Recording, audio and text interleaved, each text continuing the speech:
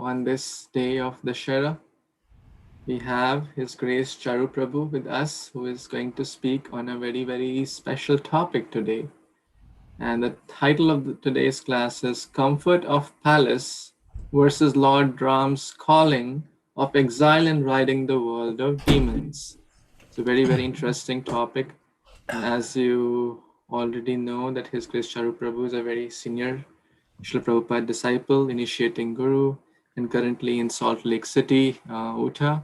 And the temple you see in the background is pretty much done by single-handedly by Prabhuji and his good wife, who is also a Prabhupada disciple. So they have not just one temple, as Prabhuji just mentioned. They have inaugurated one more temple in the downtown city area, and it attracts hundreds and thousands of guests and visitors every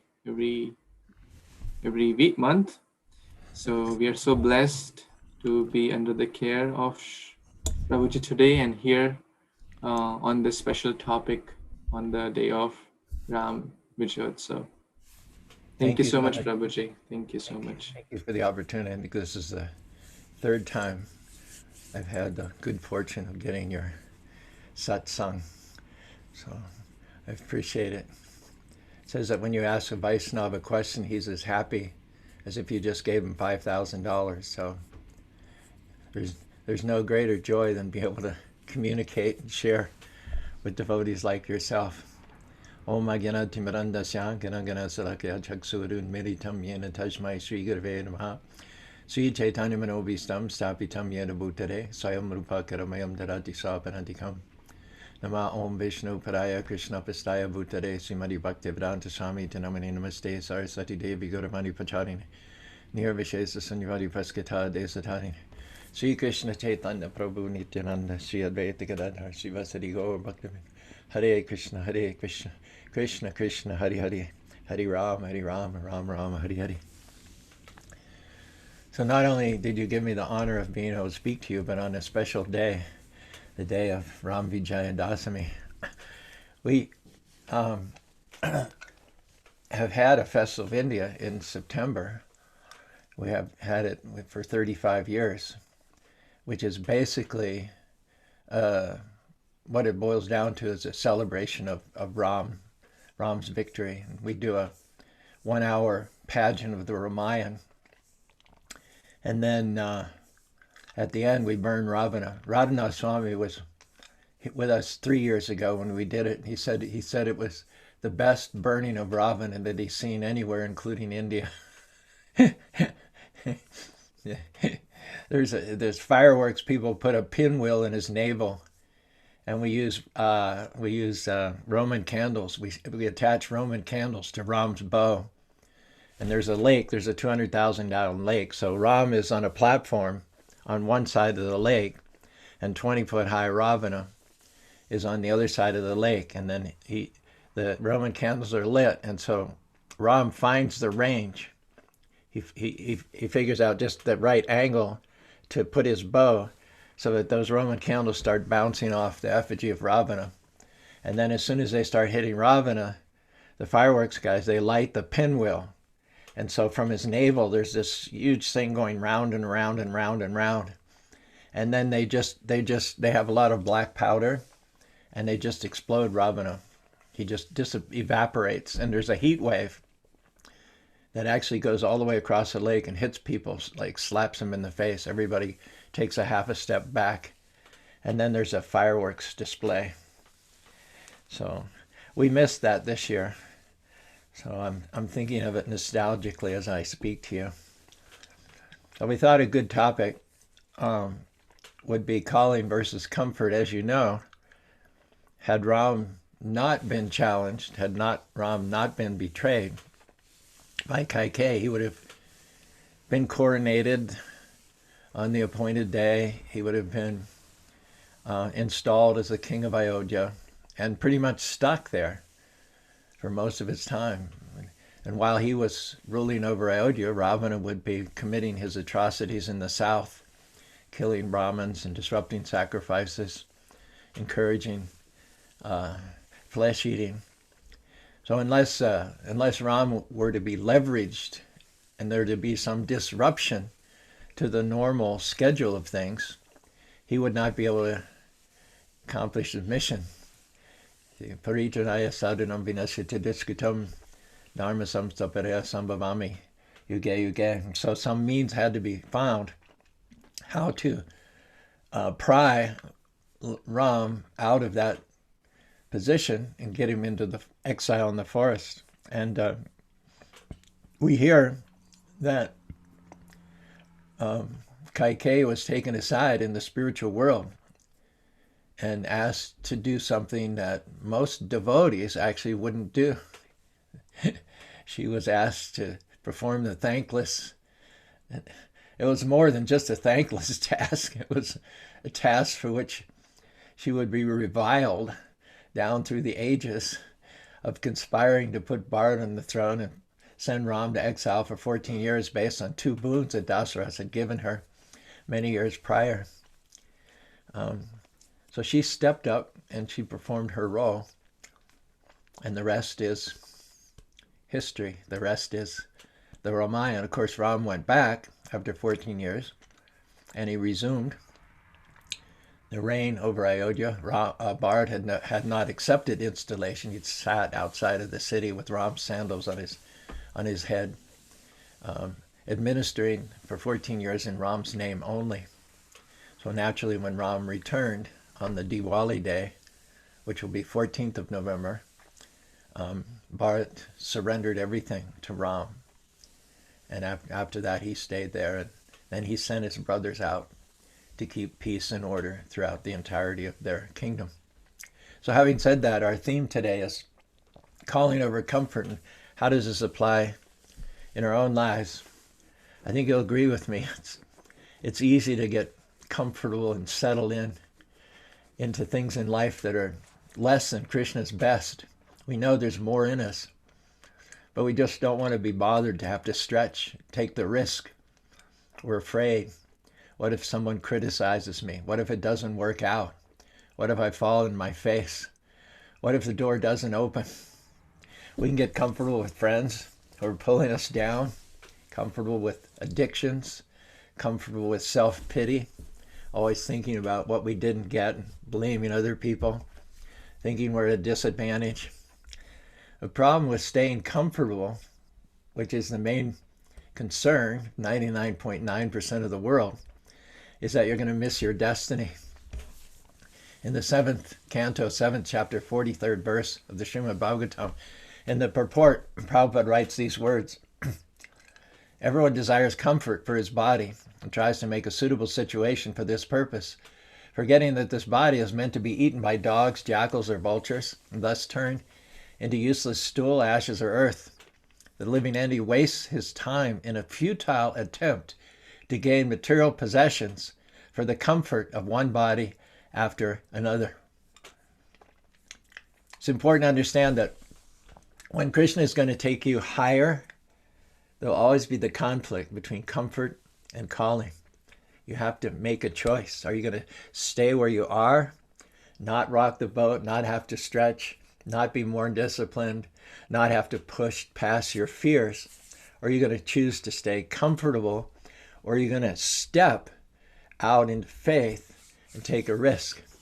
Now, if you will leave the comfort and come into the calling, Kṛṣṇa will make things happen that you could never make happen on your own. Unfortunately, too often we think, when will I get the courage to do this? When will I have the strength? When that happens, when I feel inspired, when I feel moved to step out, then I'll step out of my comfort zone. When that happens, when that confluence of circumstances and inner inspiration arises and converges, then I'll forgive the person that hurt me. Then I'll deal with this bad attitude. But the problem with that is that if you're waiting to feel what you need to feel, you're going to be waiting your whole life. You may not ever feel like forgiving that person that did you wrong. You might enjoy feeling bitter and angry and rehearsing the unfairness in your mind. You have to make your move first, not waiting for the feelings. And then after you make your move, the feelings will come. And then after you make your move, Kṛṣṇa will make his move. You may not have the strength now. The reason that you don't have the strength now is that Kṛṣṇa is waiting for you to make your move. And when you step out, then Kṛṣṇa will give you the strength. Ananyastintayantamo yejana tesham nityoba yoga samavahāmyaham. When you step out and stretch your faith, then Kṛṣṇa will supply the strength. Otherwise, if you're in your comfort zone, why should Kṛṣṇa supply strength that you don't need anyway? Why should Kṛṣṇa provide courage that you don't need anyway? Why should Kṛṣṇa provide favor that you don't need anyway? If you're choosing comfort over calling, then you're accepting a low bar. You're accepting mediocrity. You're accepting as standard areas in which you know deep down that you need to make changes. Perhaps you have to work on a relationship. You have to work on forgiving someone that did you wrong. You need to stretch, but instead you're letting fear and laziness and inertia, what people think, how it seems too hard to keep you in your comfort zone. Now, Kṛṣṇa is encouraging you today to choose calling over comfort, just like Ram did. If you'll do what we're asking you to do, even though it's difficult, then Kṛṣṇa is promising that he will step in and give you supernatural strength, supernatural courage, and supernatural favor, boldness, blessings to accomplish your dreams, to overcome obstacles, to go places where you couldn't go on your own. In a room conversation, Prabhupada said, we living entities, we are spirit souls. We're not this material body. Unfortunately, our system of education is so dull that the authorities do not know that we are not this body. We are spirit soul. So they are big philosopher, big politician, big leader, and social authorities. But the real thing, the basic thing, they have gotten wrong. They are accepting the body as a self. They are thinking that the bodily comforts will make me happy, but that cannot be because the body is made of matter and we are spirit soul. Prabhupada continues, the same thing, you catch the fish and put it on land. It will never be happy. So long you continue to have this material body, there cannot be any happiness, only problems, of which there are 4 prominent ones. Janma, Mritu, Jara, Vyadi, birth, death, old age, and disease. These are all due to this material body. Prabhupada says, therefore, an intelligent man should first of all know that I am not this body, I'm spirit soul, and take my field of activities to the spiritual platform, then and then only will I be happy. Sometimes in our life we're dysfunctional, just like the Dussedhra's palace there with all of its layers of intrigue and conspiracy with Mantra and Kaikeyi also had a level of dysfunctionality. So we like to gather around us other dysfunctional people to make that the status quo. That way we feel more at ease, isn't it? When we're insecure, we like to find other people who are insecure. When we're struggling with an addiction, we hang around other people that are addicted. No, our advice is don't get around people who enable the dysfunction. If you're depressed, don't hang around other people that are depressed. If you're fighting an illness, don't go find other people that are sick so you can sit around and compare notes about your symptoms. Hang around with people that have what you want, not people that are struggling with what you're struggling with. The enemy Maya would love for you to stay in that limited environment that holds you down, restricts your vision, keeps you from dreaming, believing, expecting. Don't fall into that trap. Just the opposite. If you're depressed, find some happy friends. If you're addicted, find some clean and sober friends. If you're sick, find some healthy friends. If you're broke, find some abundant friends. At first, it might be a little uncomfortable. You may feel like you're in company over your head. You might feel awkward at first, but you'll quickly get the hang of it and start reaping the benefits from association of people that are further along in certain areas. Kṛṣṇa says that which is poison at first, yatharaga vishame parinamim satsu kamraj vishendriyani samyoga yatharanga shima, which is poison at first, but happiness in the end is happiness in the mode of goodness. Anytime Kṛṣṇa is going to do something new in your life, give you more influence, more favor, more anointing, more resources, there'll always be the test of being uncomfortable. Hare Krishna, Krishna Krishna, Hare Hare, Hare Rama, Rama Rama, Hare Hare. In connection with this verse that we find in the 5th chapter, 1st canto of Śrīmad-Bhāgavatam, Tasaiva heteto, prayato kovido, nalabhyate yat paramatimari, talabhyate dukhavadanya, kalena sarvata gabhira ramasa. Prabhupada says, you can make a good bank balance. That does not mean that you will get bodily comfort. Your bodily comfort from this life is already fixed up according to your karma in the past life. So trying to improve your material comforts in this life is a waste of time. I'll even go further than that and quote Prahlad Maharaj, who said, the greatest cause of unhappiness in this world is trying to increase your present happiness. If you want to increase something, if you want to improve something, don't improve your bodily comfortable situation. Focus on improving your Kṛṣṇa consciousness. Focus on increasing your Kṛṣṇa consciousness. Try and figure out how you're going to serve Kṛṣṇa more and more nicely. That should be your main and sole concern. For that purpose we're created, for that purpose we're put here, not for so-called bodily comfort, because there's nothing you can do about it, because it's already fixed up from the previous life. So the issue is, are you willing to stretch? Do something that you've never done before. Move away from tradition, from certain people, from what you're familiar with. Don't let the comfort keep you from the calling. Where Kṛṣṇa is taking you is going to require risk.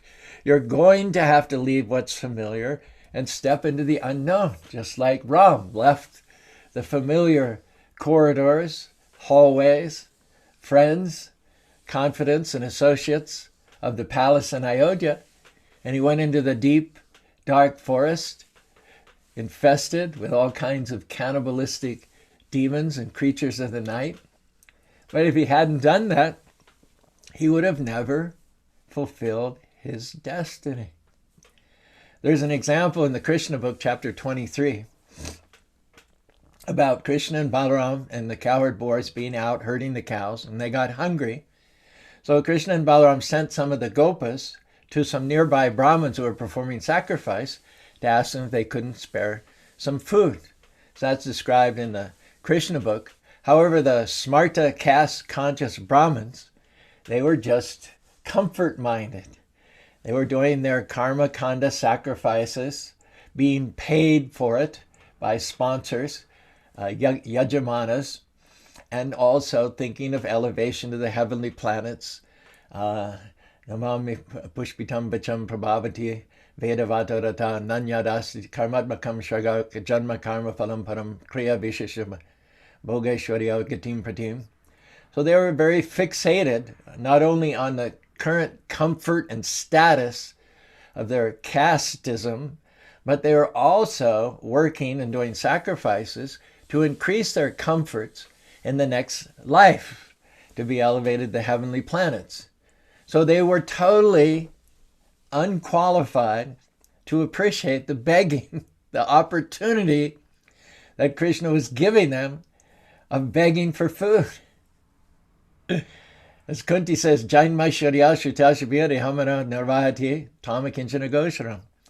If you're taken with, smitten with, hypnotized by material comforts, you can never understand the stature of the Supreme Personality of Godhead and the special privilege of opportunities to serve him. So in the Kṛṣṇa book, Prabhupada says here, although they heard all the arguments, and the Gopas tried to convince him of this, the Gopas were speaking to them, Aham sarvasya prabhava mata sarvam bhaviti matva, that Kṛṣṇa and Balaram were not ordinary, but they didn't even listen to the Gopas, nor would they respond to them. They were just chanting their mantras and focused on being elevated to the heavenly planets through Vedic sacrificial rituals. And similarly, that's common with all the non-devotee Brahmins. Although they think of themselves as very educated, highly elevated persons, they're actually ignorant and foolish. Prabhupada says their activities are childish because they don't know the purpose of the Vedas as it's explained in the Bhagavad Gita, which is to understand Kṛṣṇa. Vedas cha sarvaham veda vedanti krit veda grid eva chaham. In spite of their advancement in Vedic rituals and knowledge and their chanting of mantras, they don't understand Kṛṣṇa, so their knowledge of the Vedas is useless. And they're offensive. It says that you should never use spiritual practices, you should never use the position of a Brahmana for material gain. Jivasya tattva jignasya.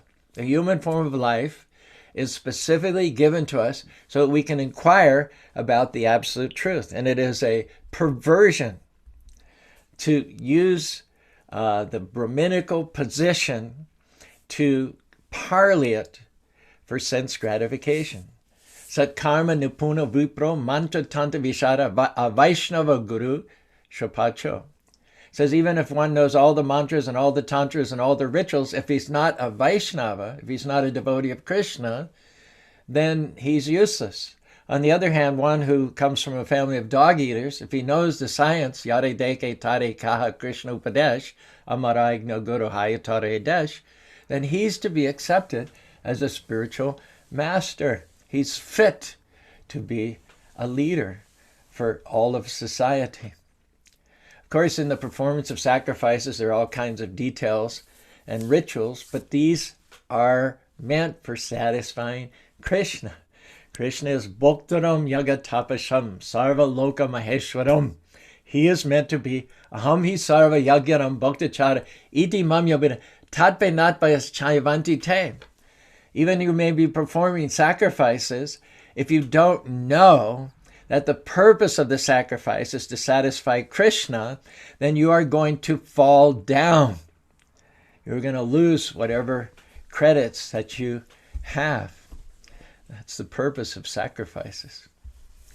Now, Kṛṣṇa appeared 5,000 years ago, as we all know, as an ordinary boy. But for those who identify with the body and who are sold out for comforts, it's impossible to understand him. The Brahmins' focus and attention was elsewhere than service to Kṛṣṇa. They were focused on Shvargaloka, and therefore they were unable to understand the position of Kṛṣṇa. So when the boys came back, having failed to succeed in their mission to get food from the Brahmins, Kṛṣṇa and Balaram had another suggestion for them, and that was to go to the wives of the Brahmins. They did that. They found the wives sitting in the Brahmins' houses. Coward boys bowed down to them, offered obeisances. And then they said, may we inform you that the Supreme Lord, Kṛṣṇa and Balaram, are nearby with their cows, and we are all very hungry. We have come to you for some food. Please give us something to eat for Kṛṣṇa, Balaram, and ourselves. And immediately,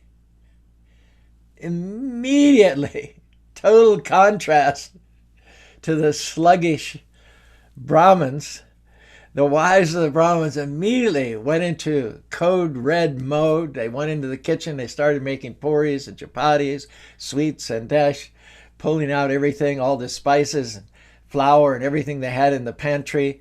And they started whipping up this huge feast. There was no need to convince them who Kṛṣṇa and Balaram were, of their importance. They became very, very eager and anxious to see them. because they had already been thinking of Kṛṣṇa constantly. They didn't need to get a pep talk. They didn't need to come up to speed. They were already up to speed. Tesham satata, satadam kirtyantamam, madgata prana, bodhyantas tashanti cha ramanti cha. They were already thinking of Kṛṣṇa, and they couldn't believe their good fortune dropping right into their lap, that they had a chance now to render personal service to Kṛṣṇa. So they immediately became busily engaged in filling up different pots with nice food and collecting a feast. And they wouldn't let the cowherd boys just take the feast to Kṛṣṇa. They wanted to go to Kṛṣṇa.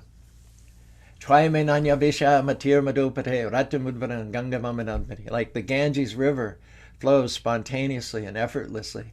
They wanted to go and render service at the lotus feet of Kṛṣṇa. Hare Krishna, Krishna Krishna, Hare Hare, Hare Rama, Rama Rama, Hare Hare. Those simple wives of the Brahmins had a much higher level of faith than their Brahmin husband. Krishna says, Yat seva charana padma pavitranam sajja sakela malam patiram nasya varaktam ipimam vijahash prekshala varte itare nemam bhanti. Krishna is so captured, conquered by this type of love that the wives of the Brahmins displayed, and he says to Narada Muni, because I serve the dust of the lotus feet of my devotees, I have become so attractive that the goddess of fortune cannot leave me even for a moment. So by way of engaging you in service and blessing you and your loved ones with the highest fortune of service to Kṛṣṇa, Shravanam, Kirtanam, Vishnu, Smaranam, Padasevanam, Archanam, Bandhanam, Dasam, Sakyamatma, Nivedanam, Kṛṣṇa is going to ask you to do things that you may not initially think that you can do. You know that in your own ability, you can't speak before people, you can't write that book, you can't become that expert cook, you can't take that step of faith. But if you do that, if you make a move towards Kṛṣṇa, then Kṛṣṇa will intervene and bless you with ability beyond your own powers. The supernatural will become part of your life. The biggest obstacle for that is that we've been comfortable in a certain way, in a certain situation, among certain people for so long that we've convinced ourselves that this is my place in life, this is what I can do, this is what I can't do. I can do this, but I can't run that department. I can do this, but I don't have the talent for that. I can do this, but I can't break that addiction. I've had it since high school. Kṛṣṇa doesn't give you a task and then withhold the abilities that you need in order to fulfill that task. Really, the question is not Kṛṣṇa's ability to equip you and empower you. The question is, are you just going to stay where it's comfortable or safe, or are you going to, like Rama, step into your calling? It may not be easy. If it was easy, everyone would do it. It requires a certain boldness. It requires a made-up mind that says, I'm not going to let fear, insecurity, what I think I can't do, keep me in this limited environment. I'm going to stretch. I'm going to take some risks. Hare Krishna, Krishna Krishna, Hare Hare, Hare Rama, Rama Rama, Hare Hare. I may hurt some feelings. I may disappoint some expectations of my friends and my family, but I'm going to make those changes that I need to change in order to follow the call. I'm not going to sit around and take dysfunction as the standard. Surrounded by dysfunctional friends, I'm going to rise and I'm going to walk. Can I tell you that your destiny is too great? Your assignment is too important to let fear, what people think, and what if it doesn't work out, hold you back.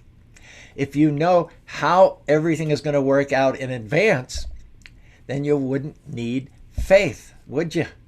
If you could accomplish your dreams in your own ability, then your dreams are too small. And we'll be tempted to think, Kṛṣṇa, you're telling me to do something I've never done. If you'll take that step of faith, then you'll see Kṛṣṇa do something in your life that you've never seen before. You'll see doors open that you couldn't open. You'll see divine connections. You'll see people show up who want to help you. Things fall into place. Why? Because in the calling, there's favor. In the calling, your opportunities are going to chase you down. In your calling, you'll break addictions. In your calling, you'll beat cancer. In your calling, you'll defeat depression. But in your comfort, you're just going to get stuck where you are. And if you're always comfortable, then there'll always be lack, dysfunction, mediocrity. Kṛṣṇa is calling to you on this Ram Vijay day. He's calling you up higher into a richness and abundance that you may not even be able to imagine now, into a freedom that's unlike any freedom that you've ever experienced before. Hare Krishna, Krishna Krishna, Hare Hare, Hare Rama, Rama Rama, Hare Hare. Now don't let the comfort hold you back. Fear's going to be there, but you have to act on your purpose, not be paralyzed by your fear. Fear is going to keep you from your destiny. Fear may be there, but you can't be afraid of fear. You have to be confident that as you step out, courage will come. Confidence will show up. The favor, the blessing, the healing. It's waiting for you, not in your comfort, but it's there in your calling. And if you're never uncomfortable, then you're never growing. If you never have to stretch your faith, if you're never in over your head, then you're always going to be limited. And it does take courage. It does take a certain level of holy determination. We'll all be tempted to settle and play it safe and not rock the boat. We don't want to have to stretch. We don't want to have to try something new.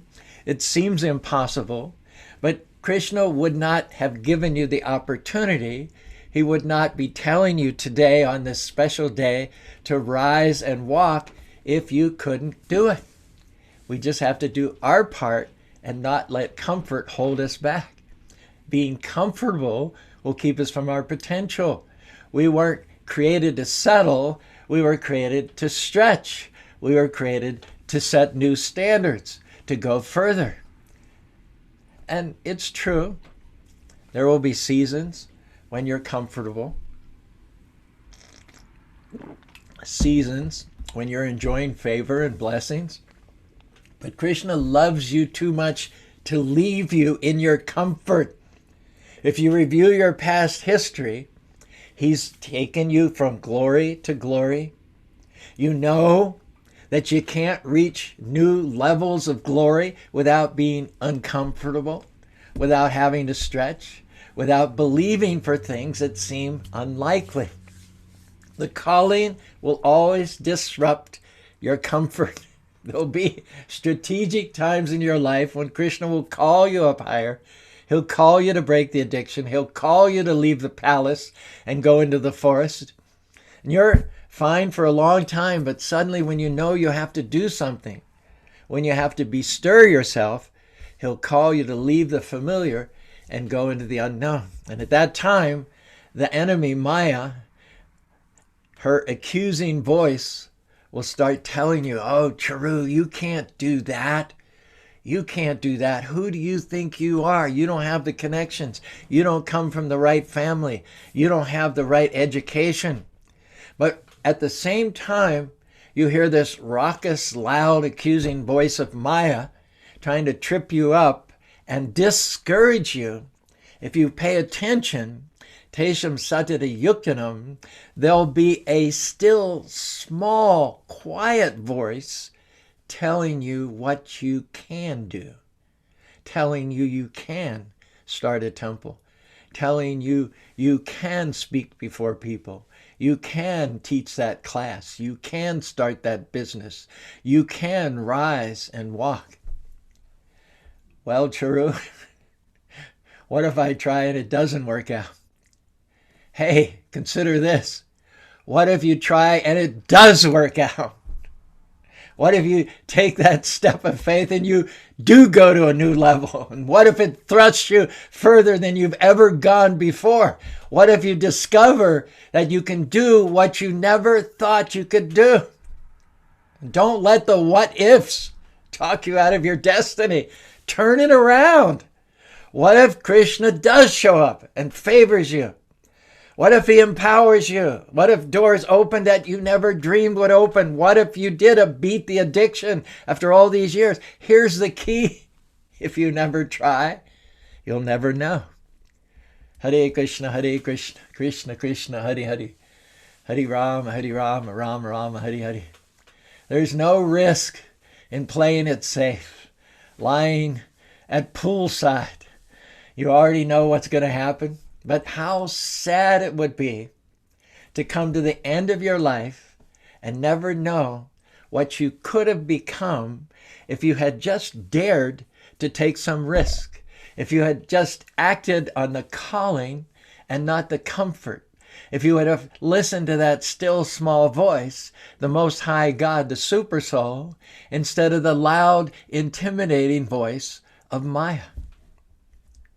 Life is short. We're reminded of that during the pandemic when 250,000 Americans have passed away. Time is flying by. You have to make this decision, and now's a good day. Ram Vijayashtami, Ram Vijayotsava. Are you going to stay comfortable, or are you going to step into your calling? On the other side of that discomfort are new levels, new relationships, new businesses, new temples. Are you letting fear hold you back? Fear of what might happen? Did you know that 95% of the things that people worry about, 95% of the things that people are afraid will happen, never actually happen? And why, over and above that, as a devotee, do you not have to worry? Because Kṛṣṇa has already gone ahead of you and prepared the way, lined up the right connections, made the crooked ways straight. He's moving out the wrong people and moving in the right people, the breaks you need, the favor, the strength, the healing, the freedom. All he needs is for us to do our part and step into our calling, not letting fear hold us back, not being intimidated by what some people are going to think and say. What if they're not for me? If people are not for you, then you just don't need them. Your destiny is not dependent on everybody being for you. Kṛṣṇa has already lined up the people you need that will be there to support you, people that will help you accomplish your dream. Now, if a person or a group of people could stop your destiny, what does that mean? It means they would be more powerful than Kṛṣṇa. So stop worrying about what they might say. They might not be for you. They may try to discredit you. They may try to talk you out of it, but they cannot stand against Kṛṣṇa. Him being for you is more than the whole world being against you. Machita sarvadurgani tat prashadam karishati. We're asking you to choose your calling over your comfort. Every time that Kṛṣṇa takes us to a new level, every time that I've seen favor in greater ways, one common thing has happened. I was uncomfortable. I had to do something I didn't like. I had to stretch. I had to walk down a path that wasn't familiar. Kṛṣṇa has given each and every one of us an assignment. He's called us. He's not going to change his mind. You may have made mistakes. You may have gotten off course in the past. You know you've done things you shouldn't do. But that doesn't change the calling on your life. Kṛṣṇa still has a destiny for you to fulfill. His mercy is bigger than any mistake that you might have made. Hare Kṛṣṇa, Hare Kṛṣṇa, Kṛṣṇa Kṛṣṇa, Hare Hare, Hare Rama, Rama Rama, Hare Hare. I was a life membership director in Los Angeles Temple for 10 years, pretty much throughout the 1980s. my wife Vaibhavi and I, we had our own self-standing life membership house 2 doors down Watsika Avenue from the temple. We had incredibly sweet relationships with the life members, mostly members from the Indian community. And many of those life members from way back there, 40 years ago in Los Angeles, are still our very, very good friends. To this day, we get a ton of donations from those same life members in Los Angeles with whom we keep in touch. We could have easily stayed there, doing a valuable service, living in the comfort of the temple. Our housing was supplied, our food was supplied. We had the vehicles that we needed to do our service. We lacked nothing in terms of material comfort or even in terms of devotional service. And yet, somehow or other, back in the day, Kṛṣṇa was prompting us to step out from the comfort into the calling. Against all logic and reasoning, we came to Utah. Even some of our God brothers, they tried to dissuade us. They said, Charu, Utah's small time. LA's big time. What do you want to go out into the Utah desert for? Everybody in Utah is another religion. They're all LDS Mormons. There are no supporters there. There are no devotees. There isn't even a big Indian community. You won't be able to get funds. You won't be able to get followers. They were saying, in effect, it will be ludicrous. And I remembered Prabhupada's story after he arrived in the United States of America. He had applied for and been refused support and encouragement from his own missionary society back in India, just as we were denied support and encouragement from our own God brothers in Los Angeles. Prabhupada was told by the one brahmachari that showed initially some interest in joining him and then was talked out of it by a spiritual master and ultimately wrote a letter to Prabhupada that said, if your mission is not bona fide, it will be ludicrous. So when that last door shut, Prabhupada wrote these words, now the controversy is closed, and there's no need of help from anyone else. We are not always successful in our attempts at preaching work, but such failures are certainly not ludicrous. In the absolute field, both success and failure are glorious, not ludicrous. Prabhupada gave the example, even Lord Nityananda pretended to be a failure at converting Jagai and Madai in the first attempt. He was personally injured, but that was not ludicrous. The whole thing was transcendental. It was glorious for all parties concerned.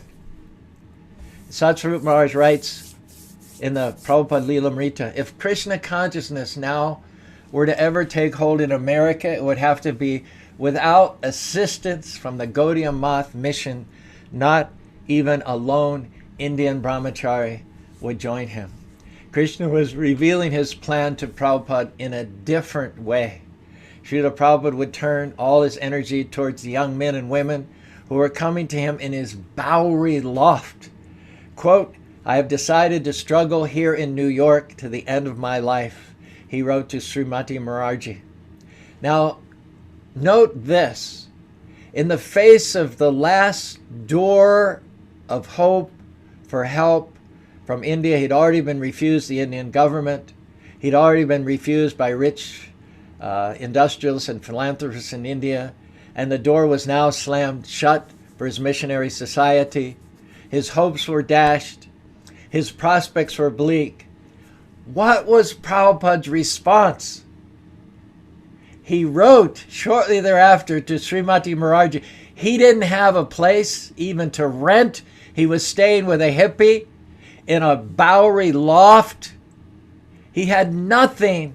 What was his response? He wrote to Srimati, I am now trying to incorporate the International Society for Kṛṣṇa Consciousness. When you select your calling, over your comfort, you can affect unborn generations to come.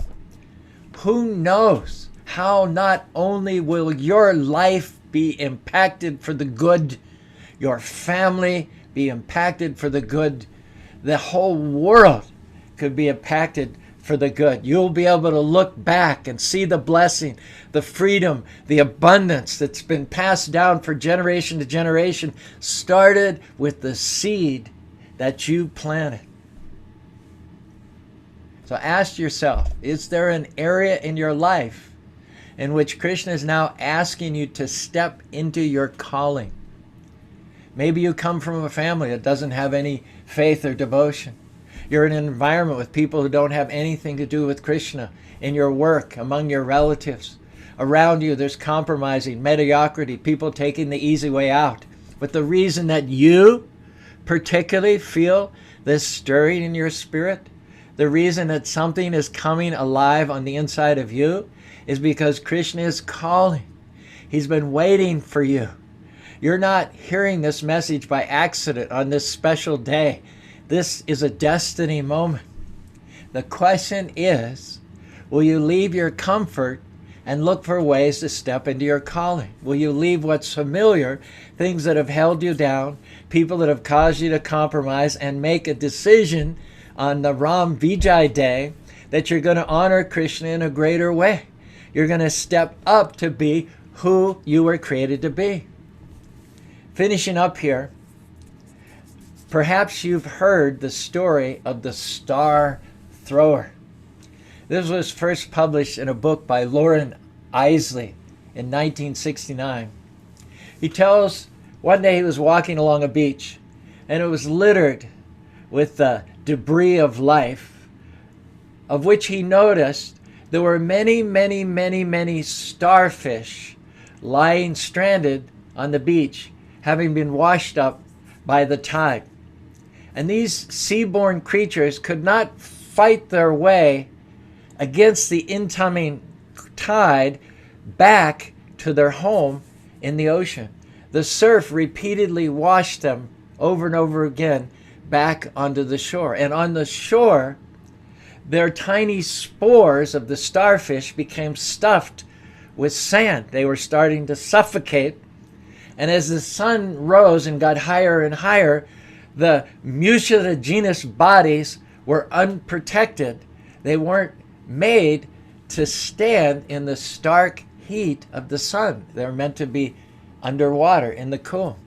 So there were literally hundreds of these suffering starfish stretched along the beach as far as the eye could see. And their suffering was soundless. There were no screams except those of the seagulls. So Eiseley saw one other person on the beach in the early morning picking up a starfish, murmuring to himself, "It's still alive." And then he flicked that starfish, just like the ninjas, they have their weapons, their star weapons, and they throw them. So the starfish were actually easy to throw.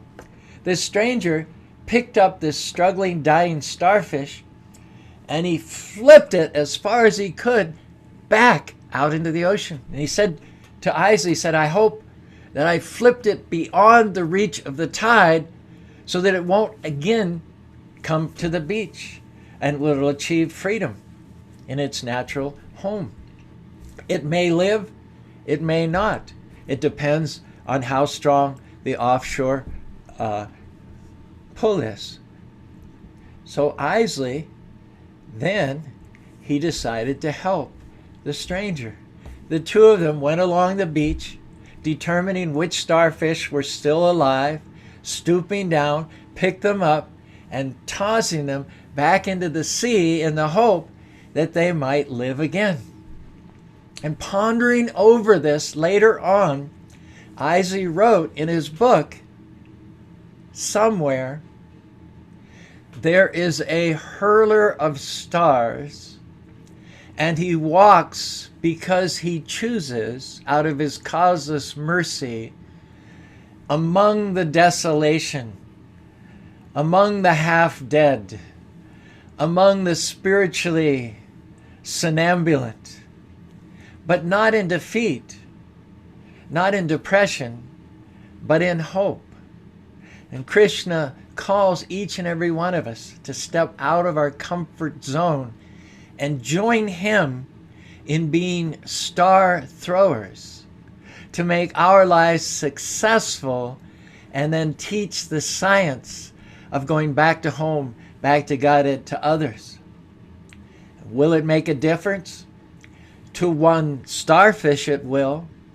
If you can liberate even one soul from birth, death, disease, and old age, and be the catalyst for them going back to home, back to Godhead, certainly it will make a huge difference to that one soul.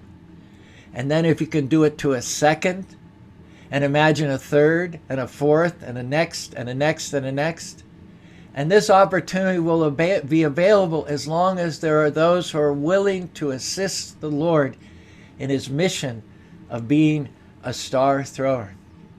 So this parable or story is about the power of one. The power of one to become two or three or more. Not a grand social scheme to change the world all at once, but a clear-eyed and tough-minded commitment to do good with the opportunity that stands before us at work, in our family, in recreation, at every single moment.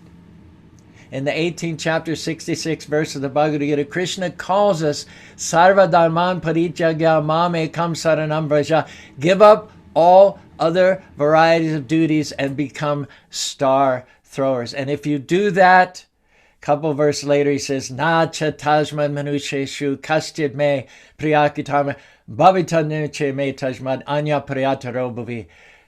He says, there is no servant in this world more dear to me, nor will there ever be one more dear.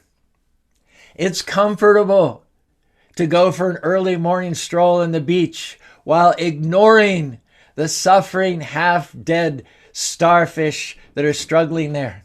It's comfortable to traipsy through life with blinders on. Don't rock the boat. I don't want to have to change. I don't want to be uncomfortable. But you will never fulfill your purpose by staying comfortable. On the other side of discomfort, of looking out for your brothers and your sisters, is another level of your destiny. Kṛṣṇa is looking for heroes of faith. He's looking for people that have greatness in them, great courage, great talent, great favor. Well, true, not me. I've had a rough time here where no one knows me. I'm not in a good environment. I'm too old. I'm too young. I have no money, no friends, not a good place to live. Hey, you're right where Prabhupada was in 1966. You are one decision away from stepping into your greatness. You're one decision away from setting your family on a new course to freedom, honor, blessing, and victory. Hare Kṛṣṇa, Hare Kṛṣṇa, Kṛṣṇa Kṛṣṇa, Hare Hare, Hare Rama, Rama Rama, Hare Hare. Prabhupada wrote in his diary, Kṛṣṇa, dear Lord, you have called me to this horrible place, so you must have some purpose. Please use me as your instrument and make me dance as you like. Now do your part on this Ram Vijay. Leave the comfort. Come into your calling. If you do this, chains that have held you back are going to be broken. Sicknesses, addictions, lack, poverty, depression, limited thinking. Arise and walk. Kṛṣṇa is about to do what you couldn't do on your own. Like Prabhupada, you're going to see favor, promotion, protection, the right people, the fullness of your destiny in this life, and next life, go back to home, back to Godhead. Hare Kṛṣṇa, Hare Kṛṣṇa, Kṛṣṇa Kṛṣṇa, Hare Hare, Hare Rama, Rama Rama, Hare Hare. Thank you for the opportunity. Do we still have people with us? Yes, A lot of blank squares there. Yeah, if devotees would like to turn their videos on, that would certainly inspire everyone. So thank you so much, His Grace Charu Prabhu, for such a power-packed talk filled with so much enthusiasm and encouragement. And I was just thinking that you are not just speaking all this, you practically have proven to the whole world, and by building such marvelous, not only one and two temples, and in the middle of, as you said, a city where there is hardly any support, but you proved all odds and left the comfort and took the calling, and just amazing. This is really amazing. So we are so blessed. Anyone has any questions or reflections to ask from His Grace Charu Prabhu?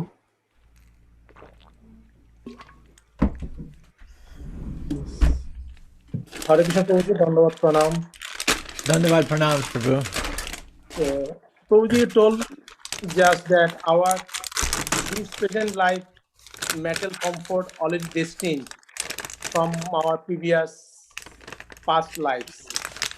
So The comfort, the level of comfort that you experience is already fixed up by the past life. So we are mostly here like grahastha life with kids and family and some obligations. So if definitely as a devotees, more or less we are all getting calling. That's why we are in this path. So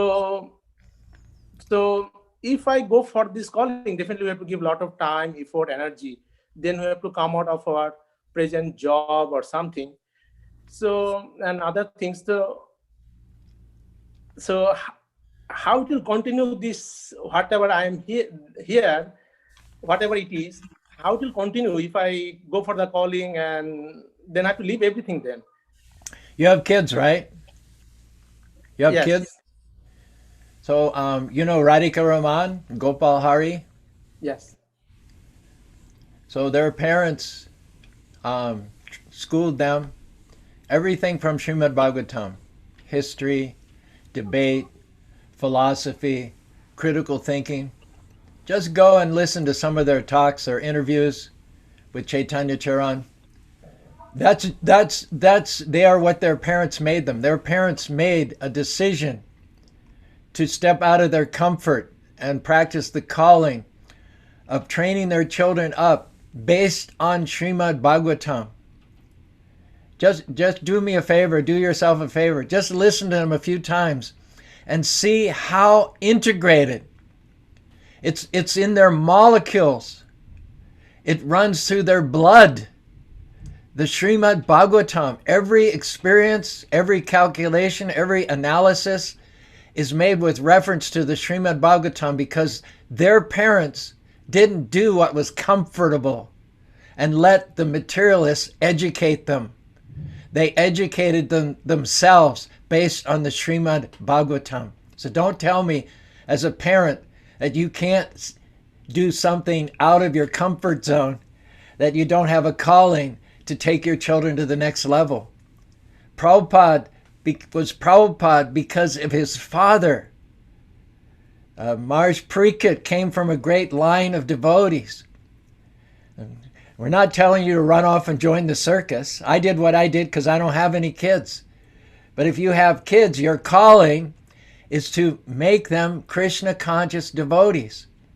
And you can't do that by being comfortable. Take my word for it. You have to stretch on their behalf. And then other opportunities at work, How many times are we afraid to mention Kṛṣṇa consciousness to a coworker, or to give them a book, or invite them to our home? There are 100 opportunities every single day not to settle, but to rise and walk. And I would say, as a parent and as someone out there in the marketplace, you have more opportunities. Of course, what Prabhupada did was dramatic. What we did leaving was dramatic. But really, the opportunities are more often in small things that you can do. little things that you can come up higher with. Little areas in which you can tweak and become a better parent, a better employee, a better coworker.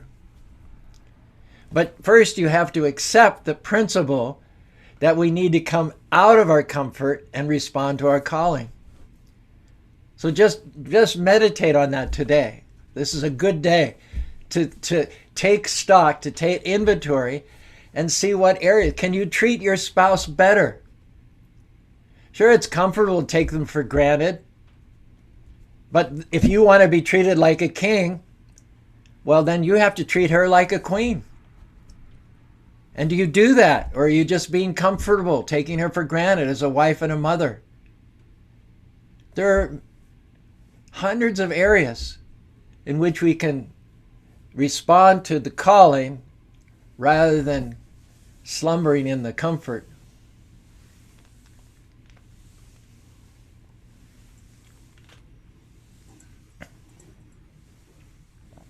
Thank you.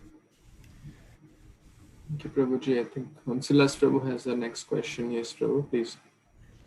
And if others have, you can raise your hands so we can flow nicely. Yes. Hare Krishna, Charu Prabhuji.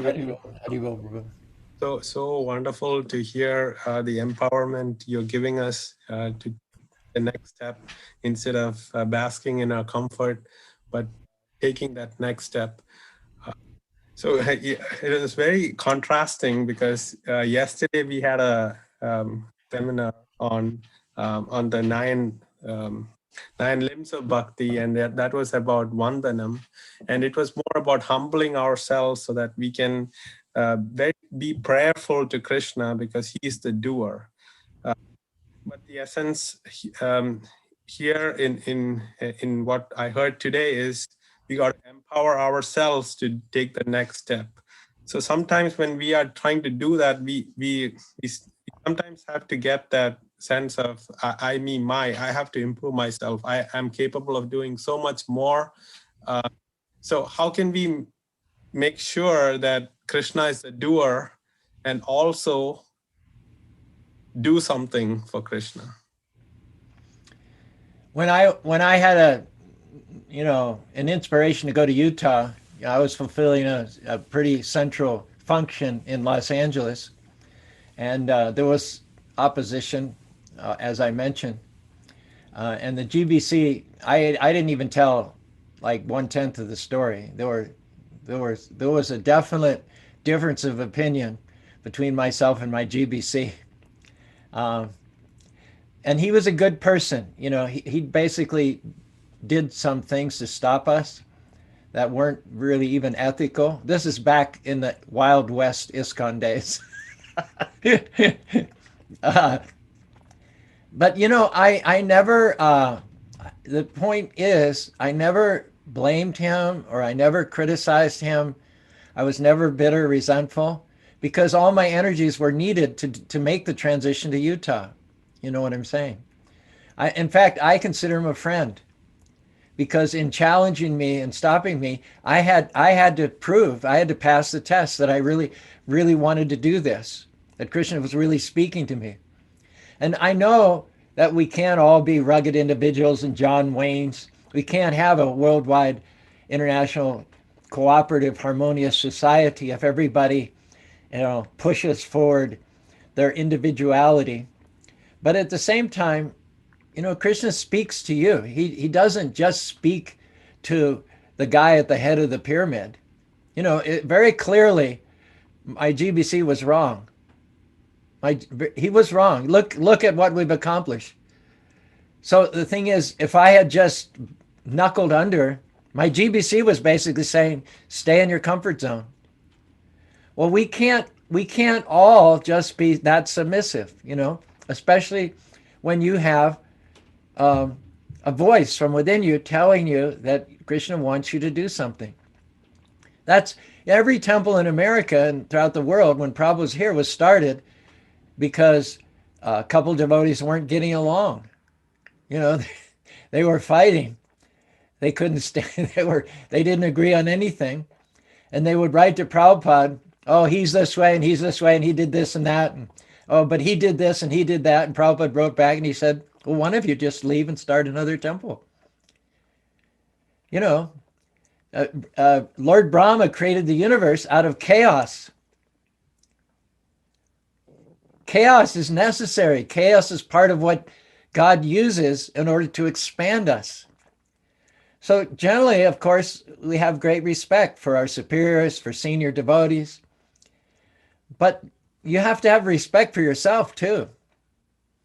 You can't go around thinking I'm nothing and, you know, somebody else knows better than I do what Krishna's mission for me is. You can't be that. That's not humble. That's something else altogether. That's just slavery. That's not a good thing. You know, we have to be able to hold our heads high. We have to be able to recognize what Krishna has put in. Krishna has invested in you. He doesn't want to see that go to waste.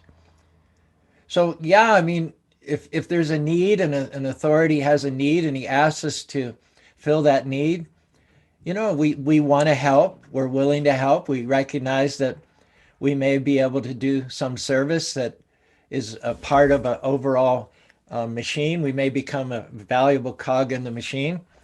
But at the same time, if something within us is telling us something different very strongly, we're not going to be happy. We're not going to be fulfilled unless we some or other respond to that.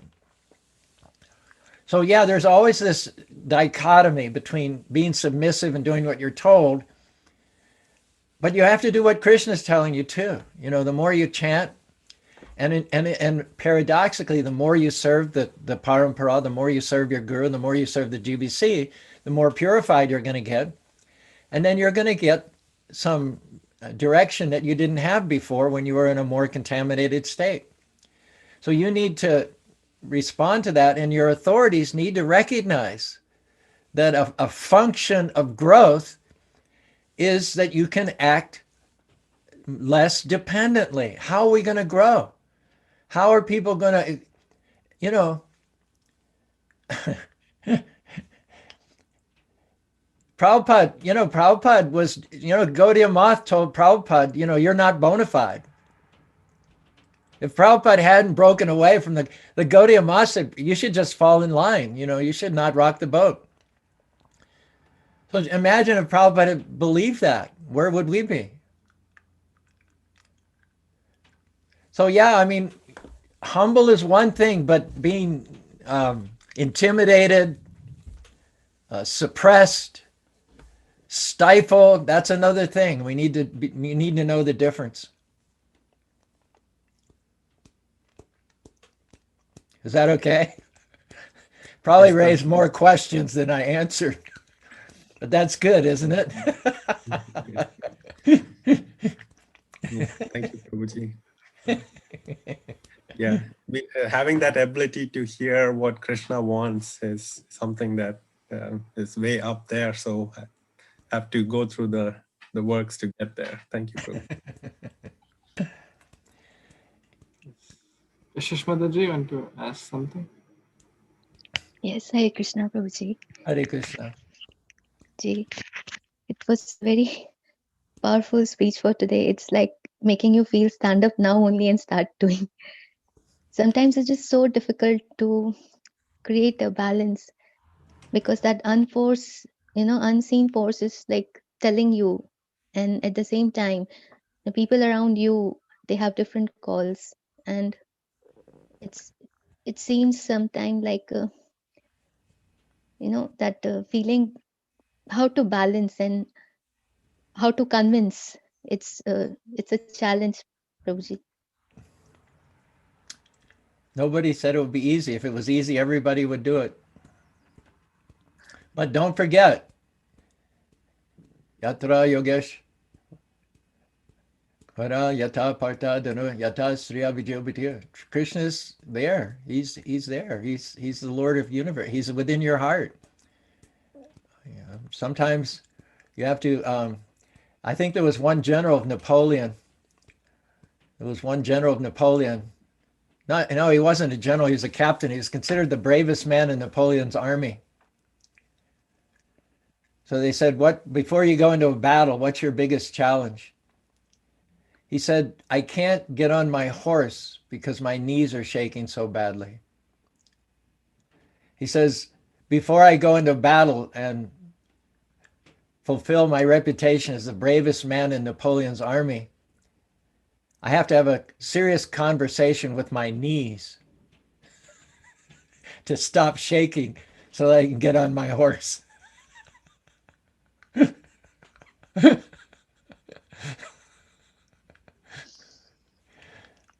So if we've caused you to have a serious conversation with your knees, well, that's progress, I suppose.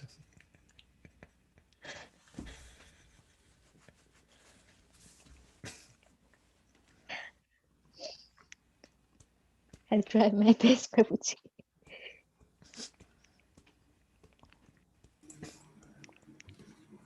Okay. Thank you so much, Prabhuji. Anything else, dear Vaishnavas? Any more questions or reflections? Okay, so Prabhuji, please empower us, bless us, so we can, do something great for the mission of Lord Chaitanya and Srila Prabhupada. So, following in your footsteps at how you have done such an amazing service in the last many decades. That's really exemplary and noteworthy for the whole ISKCON society. So we are so grateful to you for your words and actions. Thank you so much, Prabhuji, for your guidance and Thank you. Thank you for the opportunity. Thank you for your association. And I know because of your sincerity, which I feel very strongly coming through the screen, you all are going to rise and walk to a great future there in Florida. I'm convinced of it, and I'm excited, and I can't wait to track your progress and see how Kṛṣṇa takes you to newer levels. Hare Krishna. So I request everyone to please turn on your microphones and Rakesh, want to ask something? No. Okay, you're ready. Okay, so please turn on your microphones and videos to express our deep gratitude to His Grace Charu Prabhu by loudly chanting 3 times.